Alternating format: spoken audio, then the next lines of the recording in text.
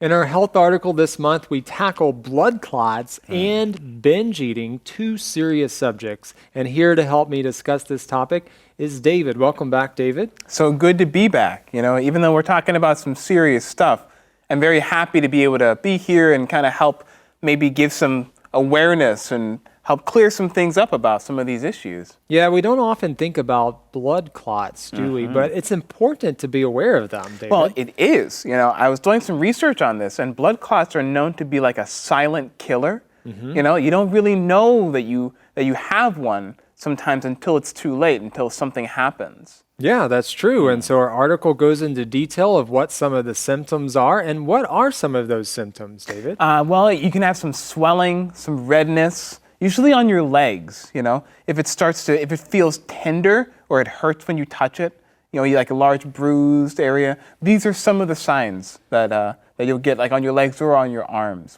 Now, anytime we talk about symptoms, we have to be careful because if you're yeah. like me, you think, oh, well, maybe I have this problem because I have one or two of the symptoms. Well, it is good to check out things if you have a problem, but be sure you go to a doctor to actually get the correct diagnosis. Otherwise, we could worry about something that isn't true. Yes. But at any rate, we do need to check things out, and blood clots are something to watch out for. Definitely. But we also talk about another serious topic, and that's binge eating. And there are other eating disorders that people are dealing with as well. And one thing that stuck out to me, David, is that in this article, we're talking about the anxiety and stress that can be associated with binge eating disorder. And I'm sure that can be associated with other disorders as well. Yeah.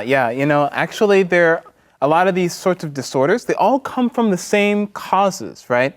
Like you have anxiety, you have issues with your appearance, right? Now, if just those two things, you could either have binge eating disorder or you could have other disorders like anorexia, which actually makes you not want to eat.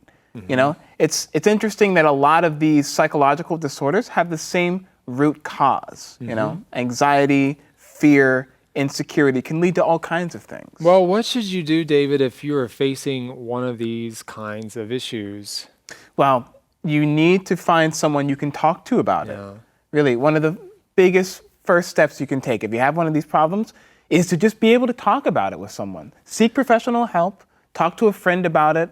Anything that you can do to acknowledge that you have this issue to yourself and to another person, then you can start to actually work on it. Right, so definitely talk to someone, talk to a friend, but don't forget to also seek professional help. If you are suffering from this kind of disorder, make sure you reach out and get help.